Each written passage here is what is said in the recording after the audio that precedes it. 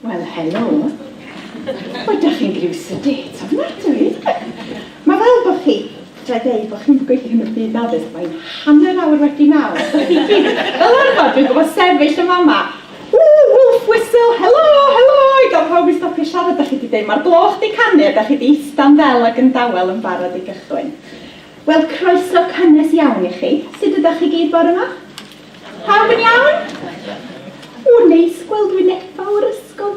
Mae wastad yn neis gweld wyneba cyfarwydd, pobl sydd yn mynd i wenu'n ddel arno fi a bod yn ffeind efo fi yn y gynulleidfa. Ydych chi gyd yn edrych digon ffeind, dweud y gwir. Wel, diolch yn fawr iawn i chi am y gwahoddiad i ddod yma heddiw. Diolch am y croeso, diolch am y coffi, diolch am y holl rag baratoi ar gwaith caled sydd wedi digwydd cyn heddiw. Ond yn syml iawn, dwi'n mynd i fod yn eich tywys chi drwy'r diwrnod, yn slick a proffesiynol, falle, neu falle ddim, yn anffurfiol, a gobeithio gawn ni gyda'n bach o hwyl wrth i ni fynd. Da ni'n mynd i fod yn trafod pynciau difrifol a diddorol, ond mewn ffordd ysgafn a hwyliog hefyd, gobeithio. Felly, croeso cynnes iawn i chi gyd. Da ni yma wrth gwrs i ddathlu ac i hybu a thrafod ac ystyried dwyieithrwydd.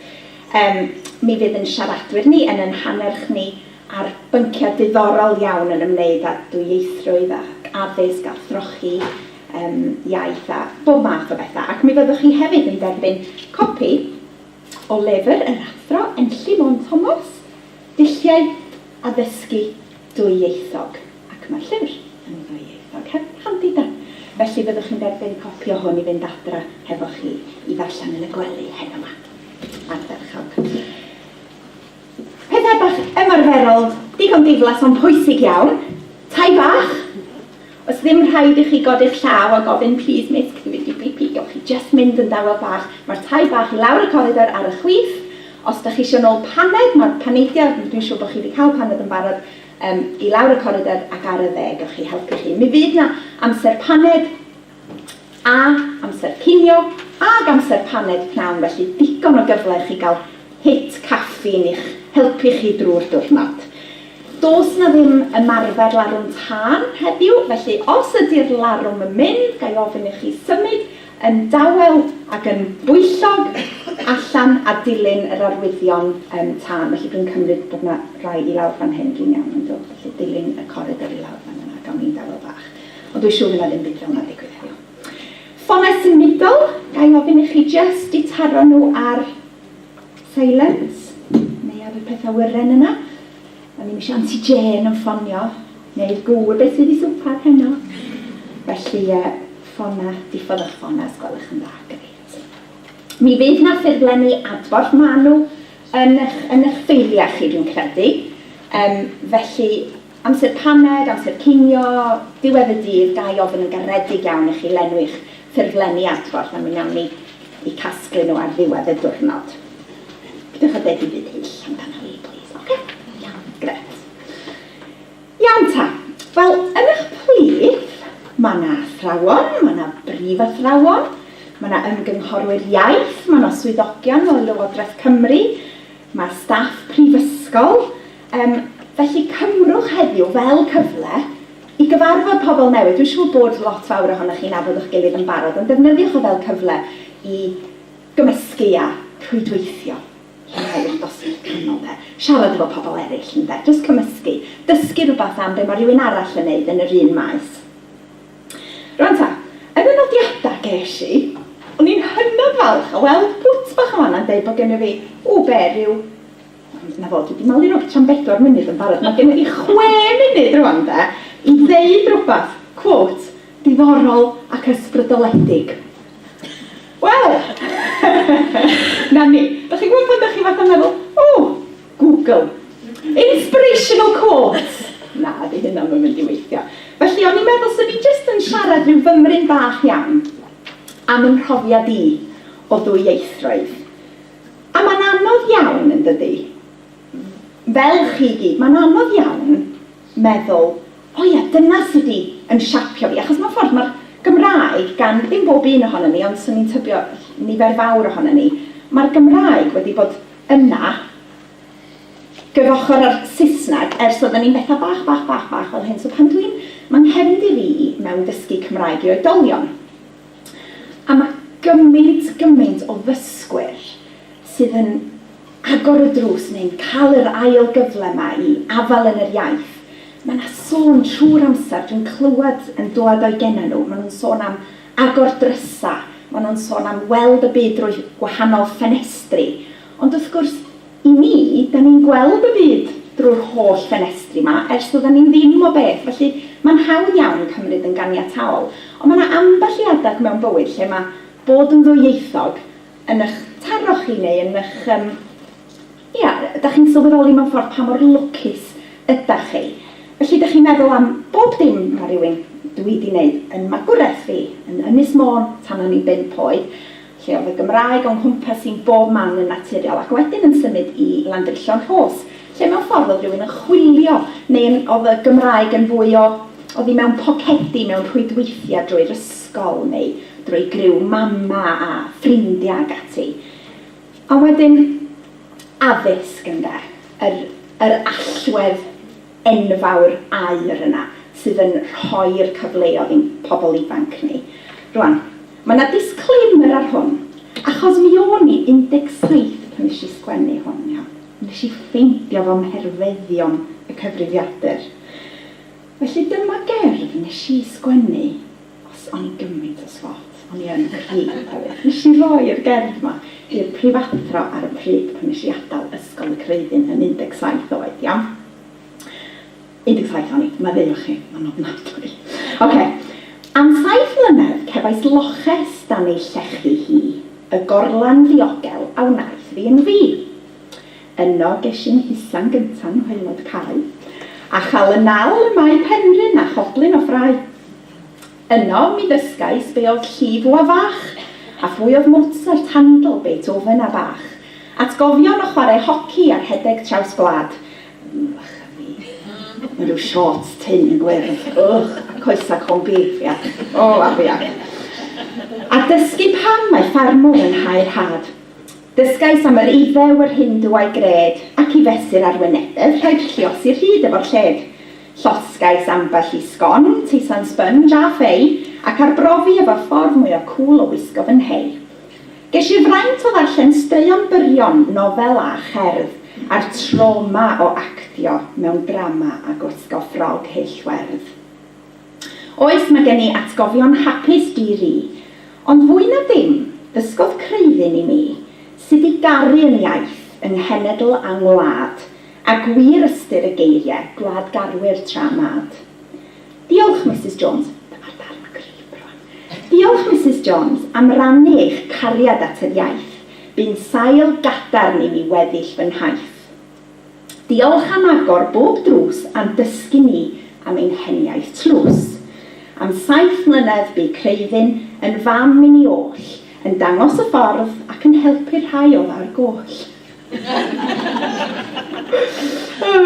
Fi'n athrawes Gymraeg fa. Diolch am gael lloches dan ei llechu hi, y fynwes gysurus a wnaeth fi yn fi. Felly, dych chi'n gwybod, dych chi'n gweithio yn y maes addysg. Chi sydd yn rhoi'r cyfleoedd i bobl ifanc yma i siapio'u bywydau nhw. A pan dwi'n edrych yn ôl ar hwnna, di mathematig fi ddim yn wych iawn, dwi'n 42 rwan, so oedd dipyn bach o flynyddoedd yn ôl pan nes i sgwennu hi. Dwi'n edrych ar hwnna, a mae o'n wir, mae bob un o'r pethau bach yna wedi'n siapio fi a di'n nghreifi yn fi.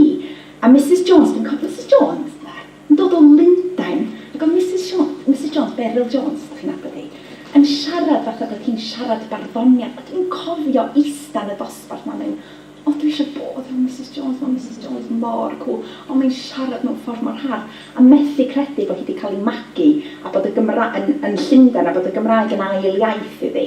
A dwi'n siŵr bod hynna wedi tanio rhywbeth yna fi, i fynd i'r byd dysgu ail iaith. Es i'n dysgu Cymraeg i oedolion yn y Brifysgol yn Caerdydd, cyn i fi gael gwaith ar y teledu yn cyflwyno rhaglenni fel Welsh in a Week. Hello, I'm Mia, your Welsh teacher. Dwi'n symud i fyw atoch chi am wsnos, a mi o'n i mwy na lai. O'n i'n landio am 6:30 bob bore am 2 awr cyn i'r camerâu gyrraedd. Ac oedden ni'n cael gwersi Cymraeg, a wedyn ar ddiwedd yr wythnos oedden nhw'n gwneud rhyw her neu rhywbeth, chi'mo.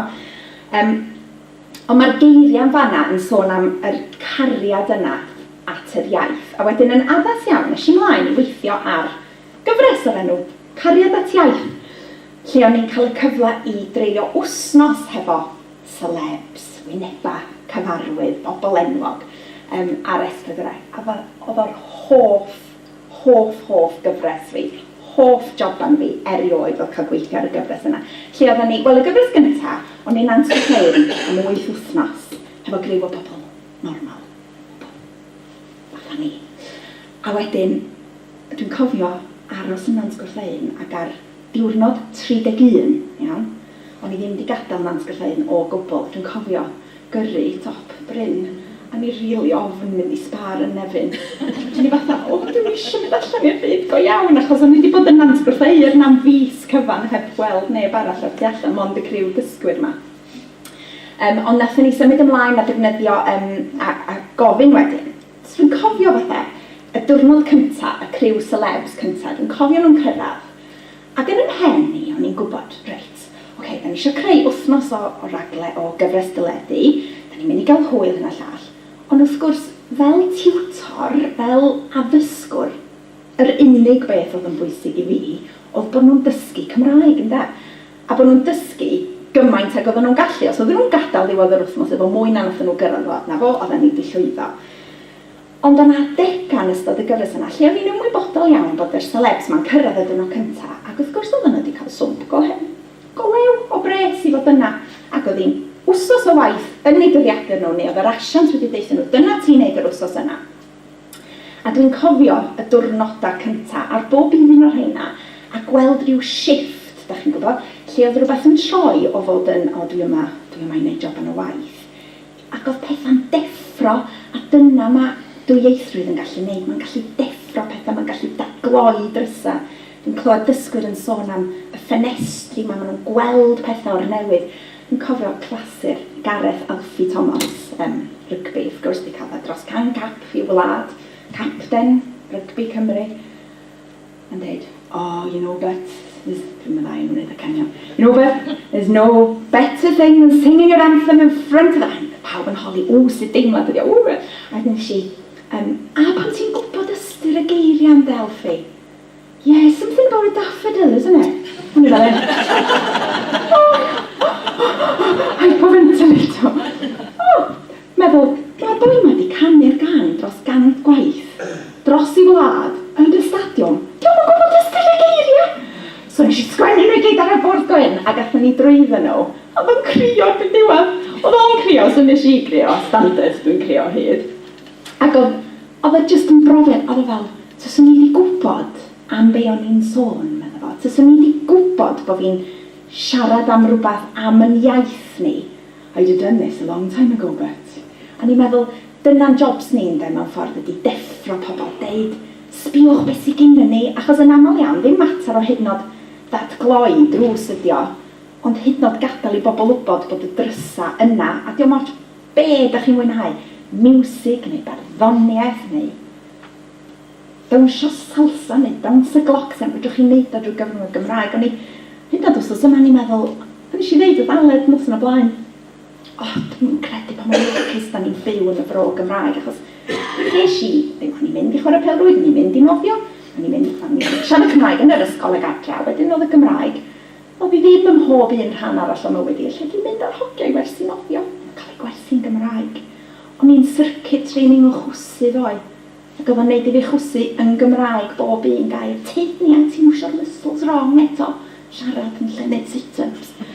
So, mae'r Gymraeg yn rhan, mae o fel osmosis, mae o di llifo mewn i ni, ond dydy o ddim wastad mor hawdd, fel mae'r holl ddysgwyr yn y gorffennol dwi wedi dysgu, lle dwi'n clywed Richard yn dweud, fydda'n credu dwi wedi bod i noson rieni, dwi wedi siarad Cymraeg, efo'r athrawes, mae merthynas i wedi newid, mat nath ennill dysgwr y flwyddyn lenni, mae selder ofnadwy arno fo, ond mynd o'n dweud, ers iddo ddysgu Cymraeg, mae o bron yn teimlo fel person gwahanol pan mae'n siarad Cymraeg, Ac oedd o'n dweud, a dydy'r person hwnnw ddim yn dioddau o iselder, oedd o'n mor ddiddorol, a wedyn yn gwneud gwaith arbennig efo ceiswyr lloches ag ati. Dwi'n meddwl am Chris oedd yn dweud, mae rai fi ddysgu, achos dwi'n mynd ar be ma'n wyre sy'n ganu am music o bob dim i Chris. So mae'r holl bobl sydd wedi cael eu cyffwrdd gan diwtoriaid a pobl ysbrydoledig sy'n dysgu'r iaith iddyn nhw yn arbennig iawn. A ydych chi'n rhan o hynna. Felly mae mor braf cael dod at yn gilydd i ddathlu gwaith yn gilydd, achos yn y diwedd, da ni gyd yn anelu i'r un lle.